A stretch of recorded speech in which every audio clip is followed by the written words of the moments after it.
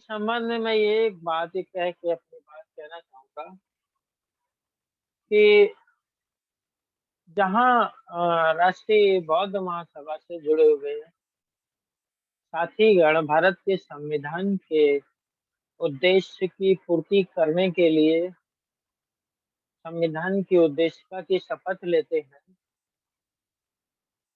वहीं कुछ हिंसावादी संगठन हिंसा की शपथ लेते हैं। दोनों में अंतर क्या है? दोनों में अंतर ये है कि जिस तरीके से एक अपराधी अपराध करने के लिए किसी व्यक्ति की हत्या करता है और फिर वह कानून को तोड़ता है और फिर वह वांटेड हो जाता है और कानून का उल्लंघन करने के कारण जो है वह कानूनी प्रक्रिया द्वारा पनिश्ड किया जाता है। वहीं दूसरी तरफ एक पुलिस ऑफिसर ऐसे अपराधियों से समाज की सुरक्षा प्रदान करने के लिए आवश्यकता पड़ने पे युक्त युक्त बल प्रयोग करता है और आवश्यकता पड़ने पर उनके पैरों में और अन्य स्थान पर फायर करता है और उसकी मृत्यु कारित होती है। तो अपराधी द्वारा भी मृत्यु कारित होती है और पुलिस द्वारा भी मृत्यु कारित होती है। दोनों में अंतर ये है कि एक संविधान यानी कानून की हिफाजत करने के लिए हथियार उठाता है और एक कानून को तोड़ने के लिए हथियार उठाता है। तो जो कानून को तोड़ने के लिए हथियार उठाता है, उसकी मौत पर उसकी मौत भी कुत्ते की तरीके से होती है। उसकी लाश की भी कोई दावेदारी नहीं करता है कि ये मेरा भाई है, मेरा भतीजा है, सब इनकार कर देते हैं। वहीं जो संविधान और कानून के हिफाजत के लिए पुलिस ऑफिसर अपने प्राणों की बलिदान देता है, उसे पदक दिया जाता है, उसे सम्मान दिया जाता है। तो यह मैं बताना चाहता हूँ राष्ट्रीय बौद्ध महासभा के साथियों को कि राष्ट्रीय बौद्ध महासभा के उद्देश्य जो संविधान के दायरे में रह करके संविधान की उद्देशिका को पूरा करने के लिए कार्य किया जा रहा है, वह एक बहुत ही ऐतिहासिक कार्य है और इस कार्यों का प्रभाव अब पूरे भारत देश में जगह-जगह नज़र आना चालू हो गया है। तो मुझे लगता है कि राष्ट्रीय बौद्ध महासभा के द्वारा जो ये संवैधानिक वेबिनार का कार्यक्रम किया जाता है, इसका भी प्रभाव पड़ रहा है लोगों के ऊपर। तो इसलिए मैं ये अपील करना चाहूँगा साथियों से कि संविधान का उद्देश्य है जो समता, स्वतंत्रता, बंधुता, राष्ट्र की एकता, अखंडता को कायम करना, भारत को लोकतंत्रात्मक, गणतंत्रात्मक, समाजवादी, पंथनिरपेक्ष राज्य बनाने का जो उद्देश्य है, उस उद्देश्य की पूर्ति को उस उद्देश्यों की पूर्ति के लिए दिन दूना और रात चौगुनी मेहनत करने की आवश्यकता है, ताकि देश में संविधानवादियों का प्रभाव और तेजी से बढ़ाया जा सके और राष्ट्र की एकता और अखंडता को खंडित करने वाली शक्तियों से अपनी आने वाली पीढ़ी को बचाया जा सके।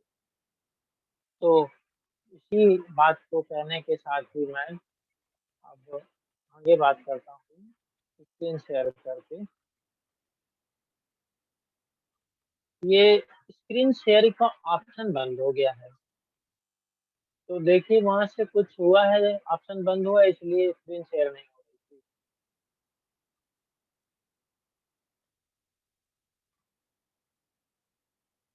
होस्ट डिसेबल हाँ करिए सर, हो पार्टिसिपेंट जाएगा। स्क्रीन शेयरिंग शेयर करिए सर। कर रहा हूँ।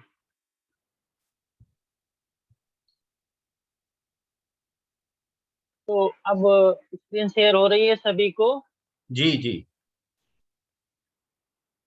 अनुच्छेद 104, इस अनुच्छेद में अनुच्छेद 99 के अधीन शपथ लेने वाले प्रतिज्ञान करने से पहले या अर्हित न होते हुए या निर्हित किए जाने पर बैठने और मत देने के लिए शास्त्री को बताया गया है। यानी कि जो अनुच्छेद 99 में विधायिका के अंदर निर्वाचित सदस्यों के लिए शपथ लेकर और उसका प्रतिज्ञान करके ही अपने पद को धारित किया जा सकता है, अन्यथा नहीं। यदि कोई व्यक्ति जो कि निर्वाचित है परंतु वह शपथ नहीं लेते हैं, प्रतिज्ञान नहीं करते हैं, तो उसके लिए उन्हें क्या दंड दिया जाएगा। शास्ति क्या बताई गई है, पनिशमेंट। यदि संसद के किसी सदन में कोई व्यक्ति अनुच्छेद 99 की अपेक्षाओं का पालन करने से पहले या फिर यह जानते हुए कि वह उसकी सदस्यता के लिए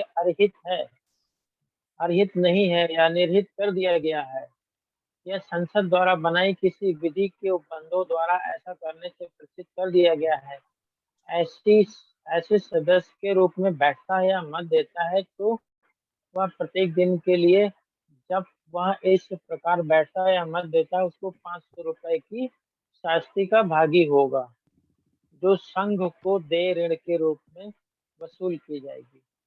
कहने का मतलब ऐसे व्यक्ति यदि पार्लियामेंट में अपीयर होते हैं, पार्टिसिपेट करते हैं, अपना वोट देते हैं, जिन्होंने शपथ नहीं ली है या जो योग्यता को नहीं धारित करते हैं, मेंबर ऑफ पार्लियामेंट नहीं है, तो ऐसे व्यक्ति को जो है आर्थिक दंड के रूप में 500 रुपया देना होगा।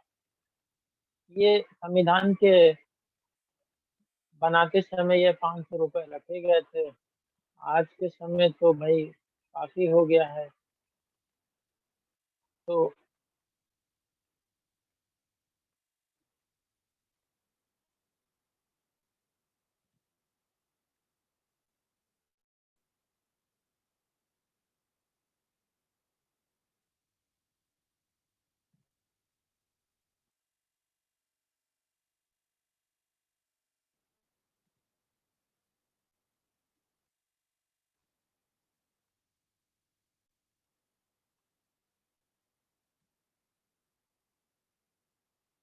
कहने का मतलब है कि जो सदन है, पार्लियामेंट है, उसकी गरिमा को बनाए रखने के लिए यह आवश्यक है कि प्रत्येक सदस्य को आर्टिकल 99 के तहत शपथ ग्रहण करना चाहिए, और वह अगर शपथ ग्रहण नहीं करते हैं, योग्यता को धारित नहीं करते हैं, मेंबर ऑफ पार्लियामेंट के रूप में वह पद ग्रहण करते हैं, वोट देते हैं, मीटिंग में भाग लेते हैं, तो उस कार्य के लिए उन्हें 500 रुपए का आर्थिक दंड देना होगा।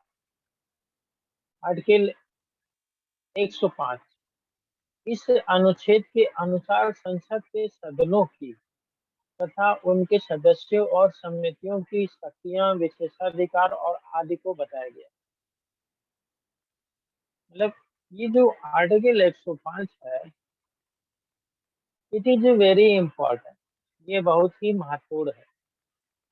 क्यों महत्वपूर्ण है? क्योंकि ये जो है सदन की शक्ति बताता है।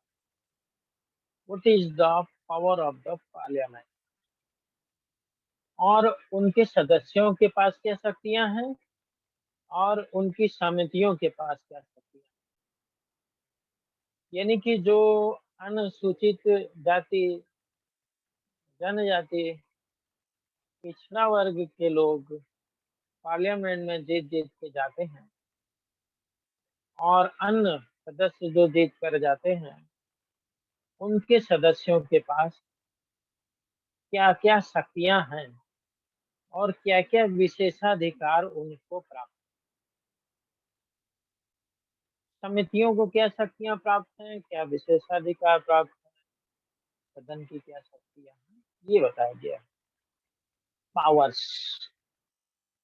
तो मैं अक्सर ये कहता हूँ कि जब कानून की जानकारी नहीं होगी तो फिर वो अपनी शक्तियों को और अपने विशेषाधिकार का प्रयोग कैसे करें। सवाल वही है कि संविधान की जानकारी के अभाव में मेंबर ऑफ द पार्लियामेंट अपनी शक्तियों को कैसे पहचानेंगे, अपने विशेषाधिकार को कैसे जानेंगे। और जब अपनी शक्तियां और विशेषाधिकार को नहीं पहचानेंगे तो फिर वो फॉलोअर बन जाएंगे। फॉलोअर मतलब होता है अनुसरण करता। तो he will get the direction, वो डायरेक्शन प्राप्त करेंगे और डायरेक्शन को फॉलो करेंगे। और अगर अनुसरण करने लगते हैं, डायरेक्शन को फॉलो करने लगते हैं किसी लीडर के, तो ऐसी स्थिति में लोकतंत्र ये नहीं कह सकते हैं कि रियल डेमोक्रेसी, क्योंकि डेमोक्रेसी के अंदर निर्वाचित सदस्य को उसकी शक्तियां और विशेषाधिकार का पता होना बहुत जरूरी है। अब सवाल ये है, शक्तियां क्या हैं, विशेषाधिकार क्या हैं, इस संबंध में हम लोग चर्चा करते हैं। इस संविधान के उपबंधों और संसद की प्रक्रिया का विनियमन करने वाले नियमों तथा स्थायी आदेशों के अधीन रहते हुए संसद में वाक स्वतंत्रता होगा।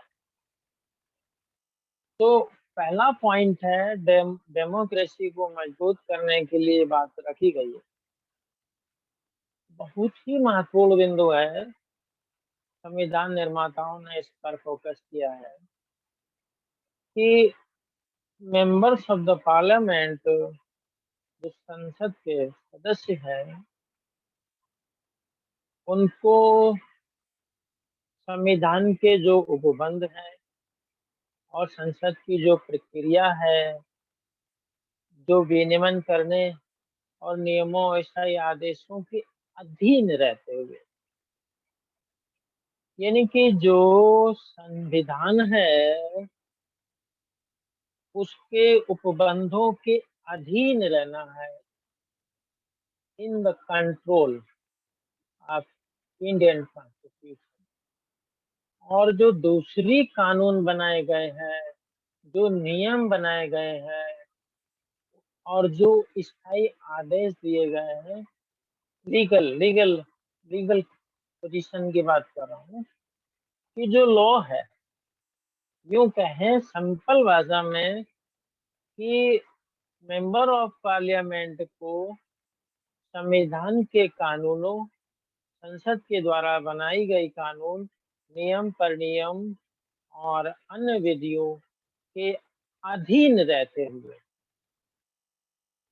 यानी इनका पालन करते हुए संसद में बोलने की स्वतंत्रता होगी, राइट टू स्पीक। अब जब भारत के संविधान के अनुच्छेद 19 में, भारत के संविधान के अनुच्छेद 19 एक ए में भारत के समस्त नागरिकों को वाक एवं अभिव्यक्ति की स्वतंत्रता प्राप्त है, right to speak and expression प्राप्त है। तो फिर उसी फंडामेंटल आर्टिकल के आधार पर अनुच्छेद 125 के अभाव में भी मेंबर ऑफ पार्लियामेंट सदन में बोल सकते हैं, बोल सकते हैं, क्योंकि आर्टिकल 19 के अंदर right to speak and expression, वाक एवं अभिव्यक्ति की स्वतंत्रता प्रदान की गई है। और उस पर जो रिस्ट्रिक्शंस लगा हुआ है आर्टिकल 19 में, वो यह लगा हुआ है कि कोई भी नागरिक भारत की प्रभुता, अखंडता, राज्य की सुरक्षा, विदेशी राज्यों के साथ मैत्रीपूर्ण संबंधों, लोक व्यवस्था, शिष्टाचार या सदाचार के हितों में अथवा न्यायालय अवमान, मानहानि या अपराध उद्दीपन के संबंध में युक्त निर्बंधन लगाया गया है। इन बिंदुओं पर रिस्ट्रिक्शंस लगा हुआ है। ऐसा नहीं बोल सकते हैं हम भारत देश के अंदर कहीं पर भी, जिससे कि भारत की संप्रभुता प्रभावित हो, भारत की अखंडता प्रभावित हो, राज्य की सुरक्षा प्रभावित हो, विदेशी राज्य के साथ मैत्रीपूर्ण संबंध प्रभावित हो, लोक व्यवस्था प्रभावित हो, शिष्टाचार या सदाचार के हित प्रभावित हो, या न्यायालय की अवमानना हो। इन काम को हम नहीं करेंगे। अगर ऐसा बोलने से इन कामों पर, इन बिंदुओं पर प्रभाव पड़ता है, बाकी हमें बोलने की स्वतंत्रता प्राप्त है। और आर्टिकल 19 के को दृष्टिगत रखते हुए ही मैं अपना डिक्लेरेशन घोषित करता हूँ हर वेबिनार में, कि भाई मैं घोषणा करता हूँ कि मेरा संविधान में विश्वास है। धर्म, मूल, वंश, जाति, जन्म स्थान इत्यादि के आधार पर मैं विभेद का समर्थन नहीं करता, और मैं समता, स्वतंत्रता, बंधुता, न्याय और भारत के संविधान के उद्देश्यों का समर्थन करता हूँ। ये मैं इसीलिए बोलता हूँ ताकि हमारी जो राइट टू स्पीच है, उसको इस रिस्ट्रिक्शंस के दायरे से बाहर रखा जाए। और इसका मैं ध्यान भी रखता हूँ कि हमारी कोई वक्तव्य ऐसा ना हो जिससे भारत की प्रभुता प्रभावित हो, भारत की अखंडता प्रभावित हो, राज्य की सुरक्षा प्रभावित हो, विदेशी राज्यों के साथ मैत्रीपूर्ण संबंध प्रभावित हो, या लोक व्यवस्था, लॉ एंड ऑर्डर प्रभावित हो, शिष्टाचार प्रभावित हो, सदाचार प्रभावित हो। मैं इन चीजों का ध्यान रखता हूँ, और राष्ट्रीय बौद्ध महासभा के प्रत्येक वक्ता भी इस चीज का ध्यान रखते हुए वक्तव्य देते हैं। परंतु देश के अंदर जब हम आम नागरिक की बात करें, तो भारत की प्रभुता और अखंडता, राज्य की सुरक्षा, विदेशी राज्यों के साथ मैत्रीपूर्ण संबंध खराब करने वाले स्टेटमेंट देखने को मिलते हैं, लॉ एंड ऑर्डर को बिगाड़ने वाले स्टेटमेंट देखने को मिलते हैं, शिष्टाचार और सदाचार को बिगाड़ने वाले स्टेटमेंट देखने को मिलते हैं। इसका मतलब है कि जो लोग इन रिस्ट्रिक्शंस का पालन नहीं कर रहे हैं, वह संविधान का पालन नहीं कर रहे हैं।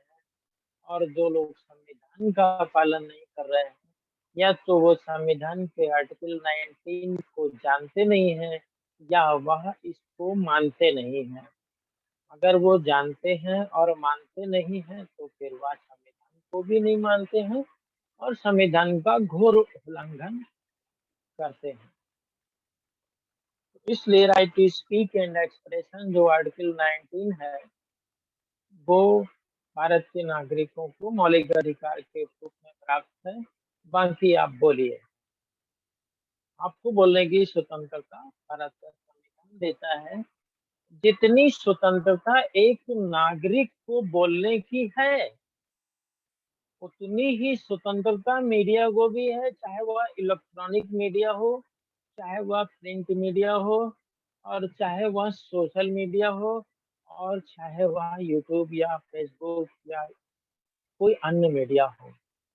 भारत के संविधान के अंदर मीडिया को right to speak and expression के अंतर्गत कोई विशेष अधिकार नहीं दिया गया है राइट टू इक्वलिटी है, जितना एक आम आदमी को, भारत के नागरिक को right to speak and expression प्राप्त है, उतना ही मीडिया को भी प्राप्त है।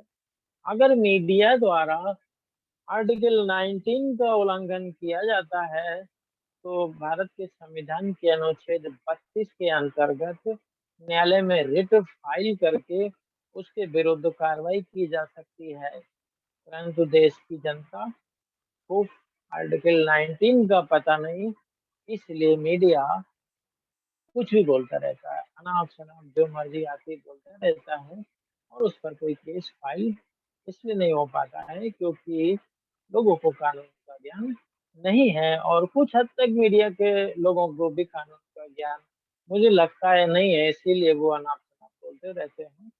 अदरवाइज जो है, उन पर भी मानहानि का केस बनता है।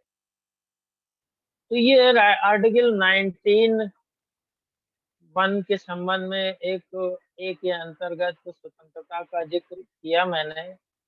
इसका जिक्र इसलिए किया है क्योंकि आर्टिकल 105 के अंदर मेंबर ऑफ पार्लियामेंट को right to speak and expression की शक्ति प्रदान की गई है कि आप बोलो, मतलब आप जा करके पार्लियामेंट के अंदर संविधान के दायरे में रहते हुए, जैसे अभी हमने आर्टिकल 19 के अंदर कुछ सीमाएं बताई थी, कुछ दायरा बताया था, उस दायरे के अंतर्गत रहते हुए भारत के सभी नागरिकों को बोलने की स्वतंत्रता प्राप्त है, अभिव्यक्ति की स्वतंत्रता प्राप्त है। बिल्कुल उसी तरीके से यहाँ पर आर्टिकल 105 एक के अंतर्गत संविधान के उपबंधों के अंतर्गत, संविधान के उपबंधों की जब बात आती है तो आर्टिकल 19 यहाँ पर आ गया। तो पहल आर्टिकल 19 का पालन करते हुए जो मेंबर ऑफ पार्लियामेंट है, they have to follow constitution. Article 19 को फॉलो करना है पार्लियामेंट के अंदर। संसद के द्वारा कोई नियम बनाया गया है, बोलने का तरीका, कोई नियम, कोई पॉलिसी, उसको भी फॉलो करना है। जैसे माननीय न्यायालय के अंतर्गत जो है बहस की प्रक्रिया होती है, बहस में पहले फर्स्ट पार्टी बोलती है, वह फर्स्ट पार्टी पूरी बात बताती है, तो सेकंड पार्टी बीच में टोका टाकी नहीं करेगी, बिल्कुल नहीं करेगी, वह सुनती रहेगी। जब फर्स्ट पार्टी अपनी बात पूरी कंप्लीट कर लेगी और फिर माननीय न्यायालय उसको मौका देंगे, तब वह पार्टी बोलेगी, तो फिर फर्स्ट पार्टी टोका टाकी नहीं करेगी। इस तरह से फर्स्ट पार्टी का स्टेटमेंट भी कंप्लीट हो जाता है और सेकंड पार्टी का भी स्टेटमेंट कंप्लीट हो जाता है। सेकंड पार्टी के स्टेटमेंट से अगर फर्स्ट पार्टी को कुछ कहना है तो माननीय न्यायालय की अनुमति से वह बोलेगी, दूसरी पार्टी से नहीं बोलेगी। तो यह एक बहस की प्रक्रिया है, एक तरीका है।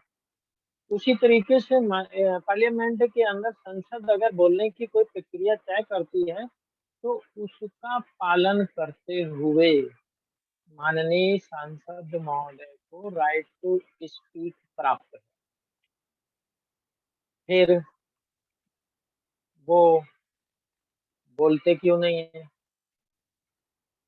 फिर वो पार्लियामेंट में बोलते क्यों नहीं। यहाँ पर समस्या वही है कि उन्हें अपनी शक्तियों का पता नहीं, उन्हें अपने विशेषाधिकार का पता नहीं, और जिन्हें पता है वो बोलते हैं, धड़ल्ले से बोलते हैं, संसद के अंदर चीख चीख के बोलते हैं।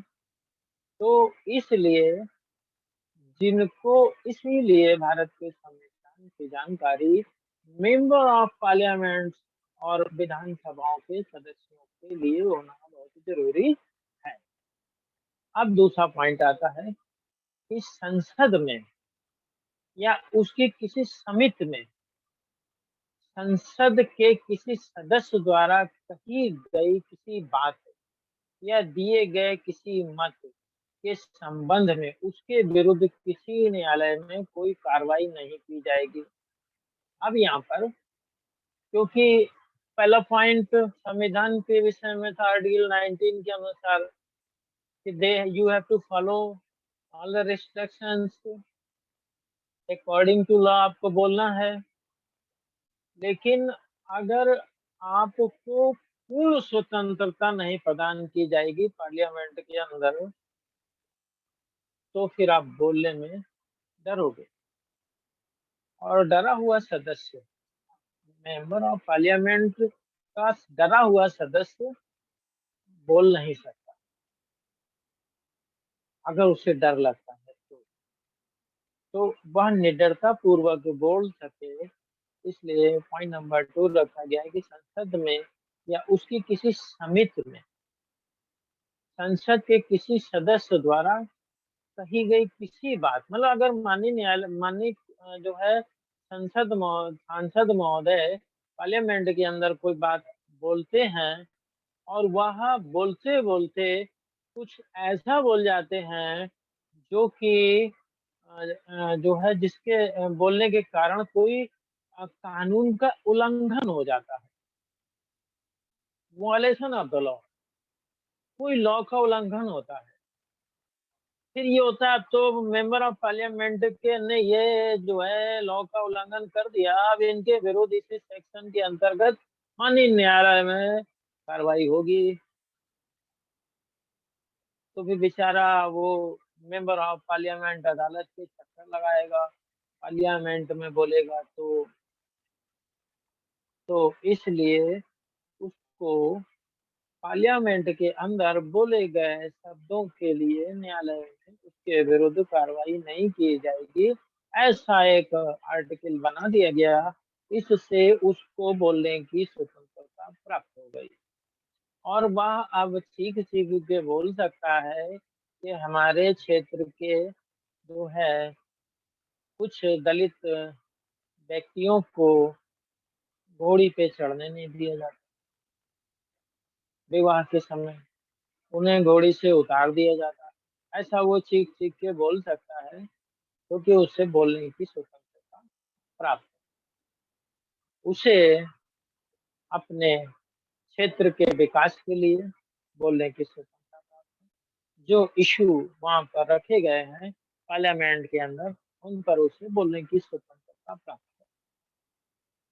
इस तरीके से और किसी व्यक्ति के विरुद्ध संसद के किसी सदन के प्राधिकार द्वारा या उसके अधीन किसी प्रत्यायोजन पत्र या मतों या कार्रवाई के प्रकाशन के संबंध में इस प्रकार की कोई कार्रवाई नहीं की जाएगी। इस तरीके से माननीय न्यायालय में और सदन के किसी सत्र में या जो है प्रतिवेदन पे किसी भी प्रकार की कोई कार्रवाई नहीं की जाएगी। जैसे कि वो कोई पत्र दे दे और उस पत्र के आधार पर कोई वायलेशन हो रहा है लॉ तो उसको लपेट लिया मेंबर ऑफ द पार्लियामेंट, सदन ही में कार्रवाई कर दी और उसको अयोग्य धारण करा के उसकी सदस्यता समाप्त कर दी गई, चलो ये बात है। तो इसलिए ये विशेषाधिकार सिर्फ और सिर्फ मेंबर ऑफ पार्लियामेंट को दिया गया है और वो भी इसलिए दिया गया है कि आप लोकतंत्र के सजग प्रहरी हो, part government by the people of the people for the people, आप जनता के द्वारा निर्वाचित हो, जनता के प्रतिनिधि हो, जनता की तरफ से वहां पे गए हो, जनता की बात वहां पे बोल सको और वहां पे बोलते समय आपको किसी प्रकार का भय, किसी प्रकार का डर, किसी के मुकदमे का भय, किसी सदस्यता के जाने का भय या किसी भी अन्य प्रकार का भय आपको ना सताए। Right to speak and expression के अंतर्गत जो आपको रिस्ट्रिक्शंस दिए गए हैं, अगर उसका भी वायलेशन हो रहा है तो उस पर भी कार्रवाई आप पर यहाँ पर नहीं हो रही है। परंतु वन के अंतर्गत ये अपेक्षा की गई है कि you have to follow the law. आपको संविधान के आर्टिकल 19(1)(a) के अंतर्गत नियमों का पालन करना है, संसद के नियमों का पालन करना। बाई चांस अगर बाई मिस्टेक अगर वायलेशन ऑफ द लॉ होता है तो यू आर प्रोटेक्टेड, आपके विरुद्ध न्यायालय में केस नहीं लगेगा और आपको सदन के अंदर भी किसी प्रकार की कार्रवाई नहीं होगी। ये जो स्वतंत्रता है, यह आपको मानसिक रूप से अभिव्यक्ति करने की स्वतंत्रता इसलिए दी गई है ताकि आप जनता की बात स्वतंत्रता पूर्वक वहां पे कहो। ये है आर्टिकल 105।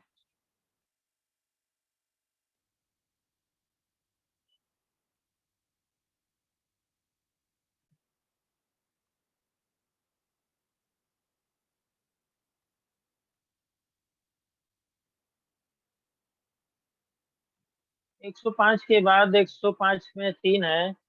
इसमें अन्य बातों में संसद के प्रत्येक सदन की और प्रत्येक सदन के सदस्यों और समितियों की शक्तियों विशेषाधिकार उन व्यक्तियां ऐसी होंगी जो संसद समय समय पर इस विधि द्वारा परिनिश्चित करे और जब तक वे इस प्रकार परिनिश्चित नहीं की जाती तब तक वही होंगी जो संविधान का 40वां संशोधन अधिनियम द्वारा ये इंसर्ट किया गया है पॉइंट। तो जो है संविधान के जो है 44वें संशोधन के द्वारा यह बात भी तय कर दी गई है कि जो भी संसद के सदन में सदस्यों को शक्तियां प्राप्त हैं, वह वही शक्तियां प्राप्त होंगी जो विधियों द्वारा उन्हें प्रदान की जाए। और जब तक कि कोई नई कानून, कोई नई विधि, कोई नया नियम, कोई नया परिनियम, कोई नया जो है विधि नहीं बन जाती है, तब तक वह जो संसद संविधान बना था उसी समय तक ही लागू रहेगी। नेक्स्ट, जिन व्यक्तियों को इस संविधान के आधार पर संसद के किसी सदन या उसकी किसी समिति में बोलने का और उसकी कार्रवाइयों में अन्यथा भाग लेने का अधिकार है, उनके संबंध में खंड 1, खंड 2 और खंड 3 के उपबंध उसी प्रकार लागू होंगे जिस प्रकार वो संसद के सदस्यों के संबंध में लागू होते हैं। इस प्रकार से यह बात कह दी गई है कि जिन व्यक्तियों को इस संविधान के आधार पर संसद के किसी सदन में या किसी समिति में बोलने का राइट प्राप्त है, उन पर भी ये सारे नियम उसी प्रकार से लागू होंगे जिस प्रकार से सांसद महोदय के ऊपर लागू होते हैं।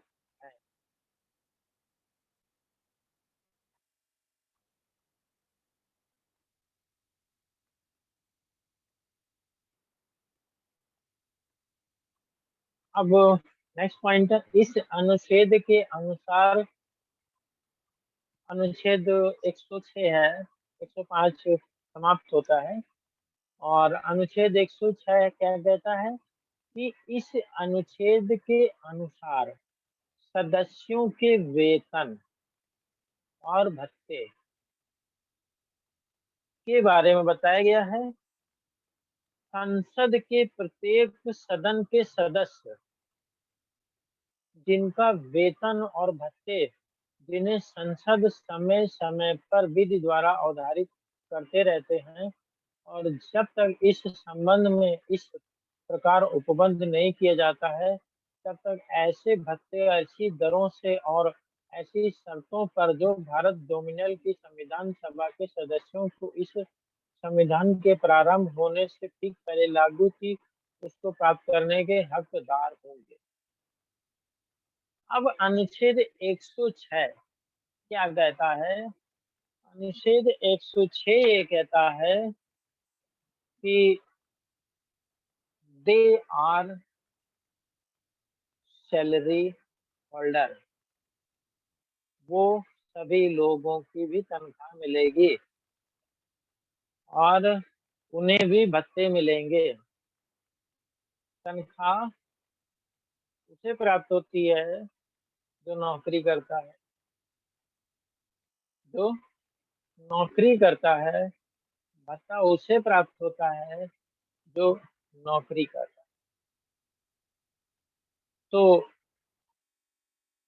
मेंबर ऑफ पार्लियामेंट को जो सैलरी प्राप्त होती है या जो विधायिका के लोगों को सैलरी प्राप्त होती है, भत्ते प्राप्त होते हैं, वह जो है उसी प्रकार से प्राप्त होते हैं जिस प्रकार से भारत के संविधान के लागू होने से ठीक पहले, यानी 26 नवंबर 1949 को जब भारत के संविधान अंगीकृत, अधिनियमित और आत्मार्पित हुआ और 26 जनवरी 1950 को पूरी तरीके से लागू हुआ, उससे ठीक पहले ब्रिटिश भारत के दौरान जो मेंबर्स थे, उनको जो सैलरी और भत्ते मिलते थे, अलाउंसेस मिलते थे, उसको प्राप्त करने के हकदार होंगे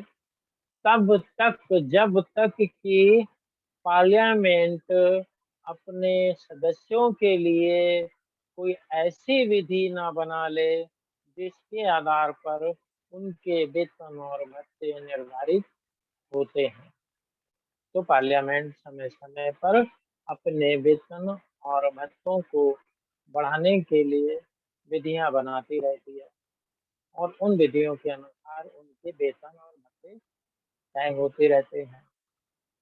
तो इसलिए जिनको जिनको वेतन मिल रहा है, वह सभी जनता के नौकर हैं। They are servant of the people.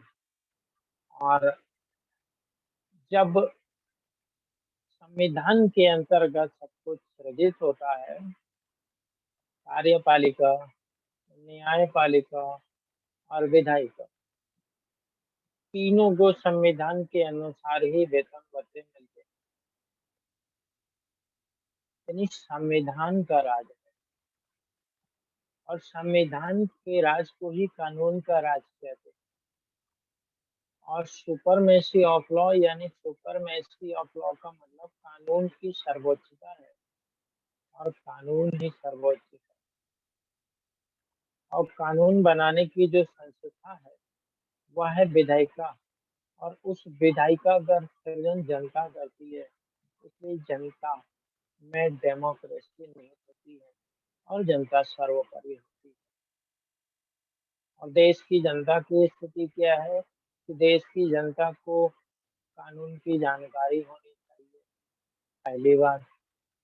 देश की जनता पढ़ी लिखी होनी चाहिए, दूसरी बात। देश की जनता की वैज्ञानिक सोच होनी चाहिए, तीसरी बात।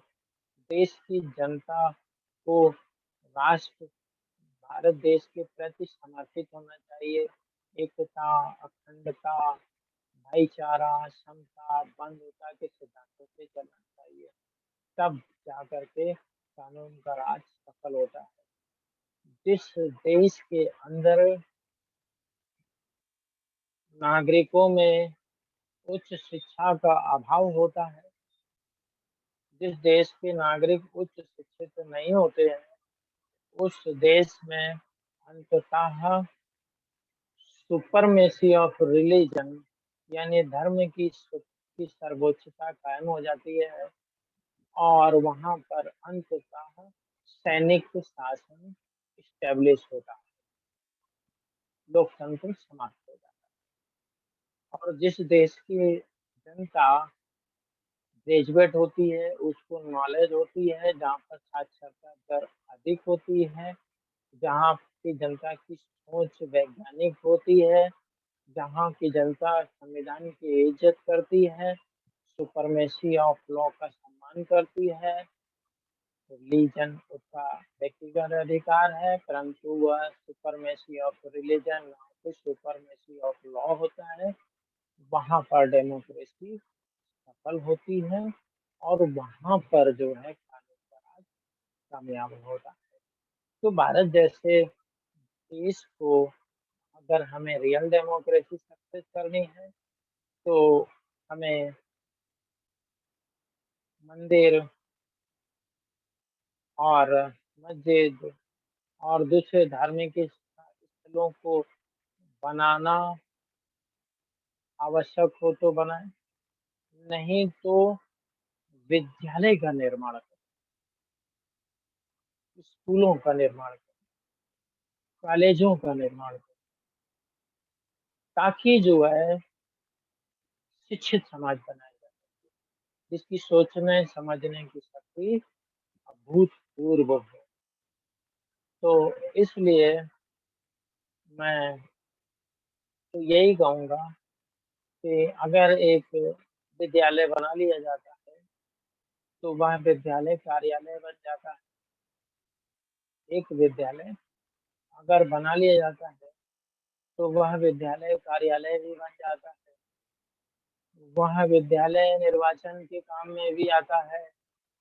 वह विद्यालय सभा सभा के भी काम आता है। वह विद्यालय अध्ययन और अध्यापन के लिए भी काम आता है। वह विद्यालय राष्ट्र के दूसरे कार्यों के लिए भी काम आता है। बस एक बार विद्यालय बना लिया जाए, तो वह बहुमुखी कार्यों के लिए प्रयोग किया जा सकता है। शिक्षा ही नहीं देता है, बल्कि वह कार्यालय के रूप में काम आता है। वहाँ मीटिंगें हो सकती हैं, बड़े-बड़े सभागार होते हैं विश्वविद्यालय के अंदर, वहाँ पर मीटिंगें होती हैं। कॉलेजेस, प्राइमरी स्कूलों के अंदर वोटिंग होती है। तो मल्टीपर्पज़ इस्तेमाल होने वाली वस्तु है। कभी उसी में पैरामिलिट्री फ़ोर्स भी ठहरती है, उसी में आर्मी भी आती है, उसी में पीएससी भी आती है। तो विद्यालय और धर्मशालाएँ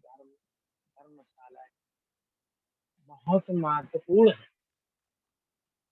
तो अगर शिक्षा बाबा साहब कहते हैं शिक्षित हो, संगठित हो और संघर्ष करो।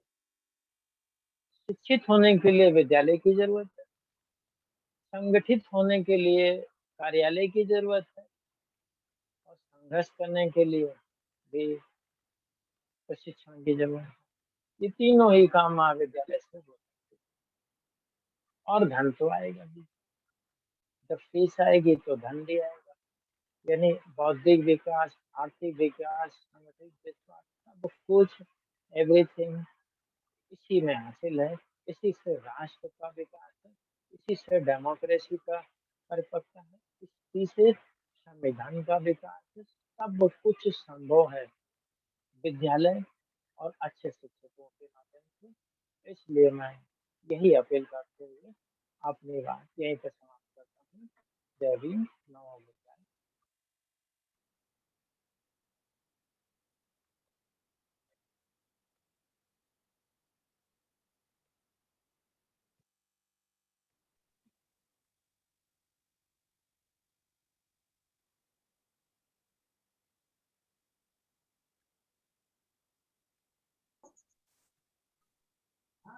यहीं पे मैं अपनी बात समाप्त करता हूँ। क्या आप मुझे सुन पा रहे हैं? जी सर, बहुत बहुत साधुवाद। अभी आपने माननीय प्रोफेसर आर.सी. धीमान साहब कानपुर से संविधान के संबंध में अनुच्छेद 104, 105, 106 सुना। बहुत ही बारीकी से आपके द्वारा विवेचन किया गया और मैं चाहूँगा कि माननीय संस्थापक अध्यक्ष महोदय जुड़े हुए हैं, तो हमें अपने 2 शब्द बोलकर अनुग्रहित करने की कृपा करें। माननीय संस्थापक अध्यक्ष महोदय धर्म विकास भारती साहब।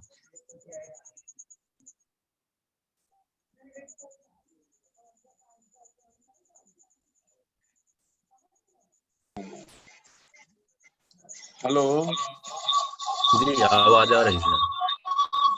जी, मेरी आवाज आ रही है? जी सर, जी आ सर। रही है।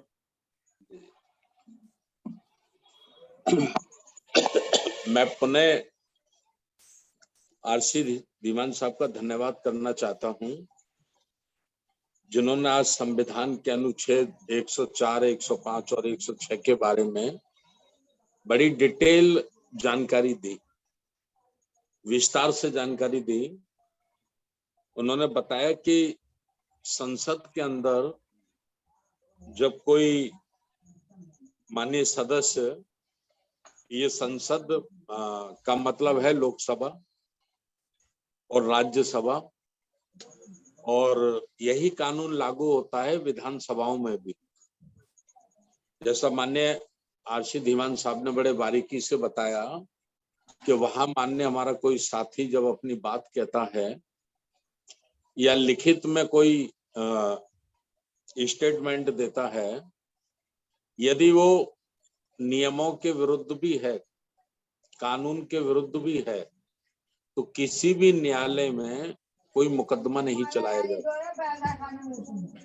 ये संविधान निर्माताओं ने, मैं ऐसा सोचता हूं कि ये प्रावधान ये सोच के रखा होगा कि जो भी हमारे जनप्रतिनिधि जनता के द्वारा चुनकर जाते हैं, उन्हें किसी प्रकार का कोई भय, कोई डर ना रहे, निर्भीक होकर वो अपनी बात को सदनों में रख सकें। शायद ये अधिकार उन्हें इसलिए दिया गया है। अब प्रश्न ये खड़ा होता है कि कुछ साथियों के दिमाग में कंफ्यूजन क्रिएट हो सकती है कि सदस्य अगर नियमों से अलग हटकर या कानून से अलग हटकर कोई भाषण करते हैं या कोई शब्द बोलते हैं तो फिर उस पे क्या कार्रवाई होती होगी। तो मैं आप सभी साथियों के संज्ञान में ला दूं, उसे दोबारा से याद दिला दूं, इस पर सभापति को अधिकार होता है। सभापति अगर ऐसा महसूस करते हैं कि कोई शब्द नियम अनुसार नहीं है या कोई भाषण माननीय सदस्य का नियमों के अंतर्गत नहीं है या वो किसी को मान सम्मान को या किसी तरह का कोई ठेस पहुंचती है, तो सभापति उसे कार्रवाई से निकाल देते हैं। वो कार्रवाई का भाग नहीं बनता। अर्थात सदनों में जो कार्रवाई चलती है वो लिखित दस्तावेज बनता है पूरा, सदियों सदियों के लिए, वर्षों वर्षों के लिए वो एक रिकॉर्डेड डॉक्यूमेंट होता है। तो सभापति को यह अधिकार होता है कि सभापति उसको, उस भाग को, उन अंशों को, उन शब्दों को कार्रवाई से हटाने का आदेश दे देते हैं कि ये जो माननीय सदस्य ने कहा है, भावों में कह दिया या गुस्से में बोल दिया, लेकिन ये संसदीय शब्द नहीं है या ये संसदीय भाषा नहीं है, इसलिए इसको हटा दिया जाता है और ये कार्रवाई का भाग नहीं होगा। तो इस तरह से संसद की कार्रवाई का एक दस्तावेज तैयार होता है। तो मैं माननीय आरसी धीमान साहब का और देश भर से जितने साथी कंटिन्यू जुड़ते हैं, संविधान चर्चा में निरंतर जुड़ते हैं, मैं उन सबका भी बहुत बहुत आभार व्यक्त करना चाहता हूं। और एक बात बहुत अच्छी माननीय आरसी धीमान साहब ने बताई कि संविधान की चर्चा जब से राष्ट्रीय बौद्ध महासभा के माध्यम से आरसी धीमान साहब ने शुरू की है, अभी ये जितने भी हमारे शेड्यूल कास्ट, शेड्यूल ट्राइब और ओबीसी के संगठन हैं, छोटे संगठन है या बड़े संगठन हैं, ये संविधान की चर्चा अब उनका भी प्रमुख भाग बन गया है। मैं देखता हूं, कई कार्यक्रमों में खुद भी जाता हूं, कई कार्यक्रमों के वीडियो देखता हूं, कई कार्यक्रम के बारे में पता करता हूं, तो ये संविधान की चर्चा अब प्रत्येक छोटे बड़े संगठन का प्रमुख भाग बन गया है। और कई संगठन तो मैं अब देख रहा हूं कि संविधान की प्रस्तावना पढ़ना अनिवार्य कर दिए हैं। चाहे वो 20 लोगों की ही मीटिंग करते हैं, चाहे 50 लोगों का ही कोई कार्यक्रम संपन्न करते हैं, तो उसमें संविधान की प्रस्तावना बाकायदा पढ़ी जाती है और संविधान संकल्प लेते हैं लोग और उसके बाद कार्यक्रम को समाप्त करते हैं। तो मैं समझता हूं कि ये राष्ट्रीय बौद्ध महासभा के हमारे सभी साथियों और विशेष करके आरसी धीमान साहब का संविधान के प्रति लोगों का ध्यान आकर्षित करने के लिए ये बहुत बड़ा काम है, बहुत बड़ी उपलब्धि है।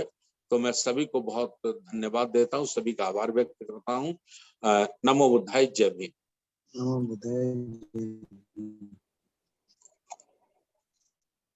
बहुत बहुत साधुवाद माननीय संस्थापक अध्यक्ष जी। अब कार्यक्रम को आगे बढ़ाते हुए आज के कार्यक्रम के अध्यक्ष महोदय माननीय लोकनाथ जी, रिटायर्ड अधिकारी, संबोधन करने की कृपा करें। माननीय अध्यक्ष महोदय। जय भीम, नमो बुद्धाय। आज इस चर्चा में जितने भी साथी जुड़े हैं उनसे मेरा अनुरोध है कि जो आरसी धीमान जी ने असिस्टेंट प्रोफेसर जो हैं कानपुर यूनिवर्सिटी के, बड़ा ही विस्तार से उन्होंने बहुत अच्छे ढंग से आर्टिकल 104, 105 और 106 के बारे में हम सभी को बताया है। और ये जो चर्चा हर मंडे को 8 बजे आरबीएम के माध्यम से होती है, बहुत ही बढ़िया है, ये लोगों के बीच में जा रही है। मैं भी प्रोफेसर साहब का बहुत बहुत धन्यवाद करता हूं कि उन्होंने बड़े अच्छे ढंग से हर मंडे को 8 बजे से वो इस संविधान पर चर्चा करते हैं और हमको समझाते हैं, तो ये बहुत ही अच्छी बात है।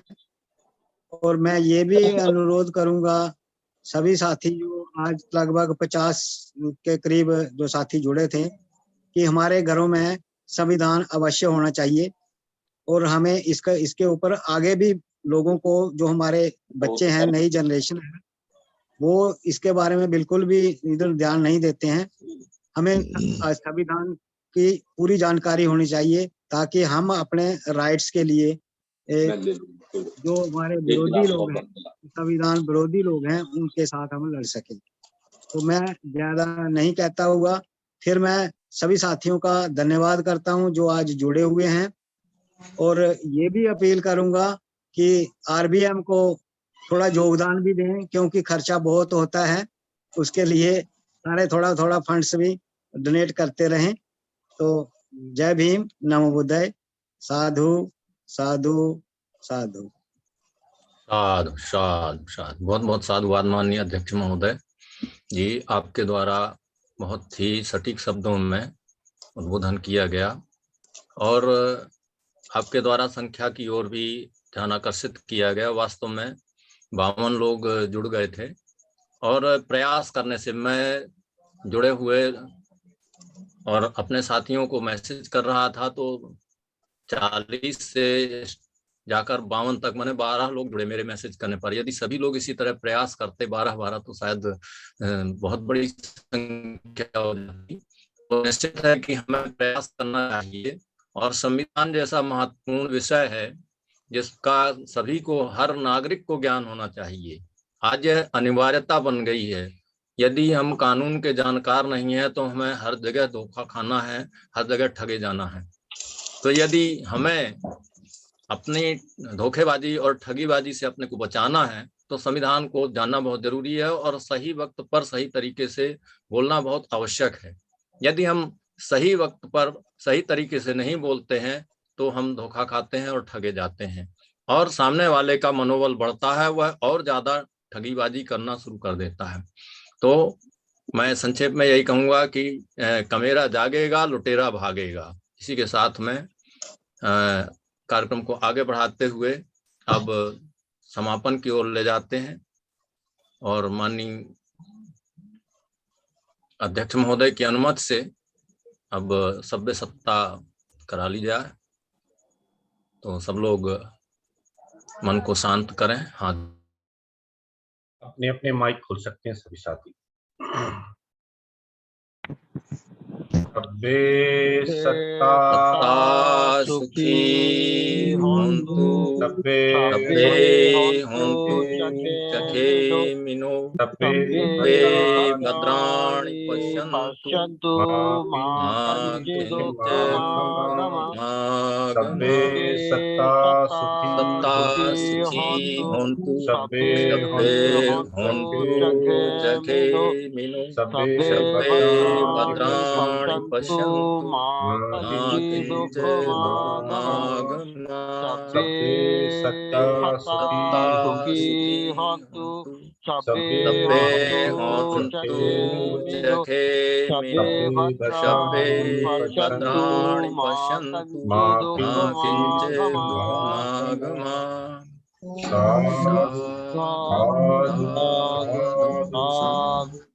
बुद्धं नमामि। धम्मं संघं आज के संविधान चर्चा वेबिनार के समापन की विधिवत घोषणा की जाती है। सभी आदरणीय जनों को सादर नमस्कार। जय नमो बुद्धाय। जय भीम।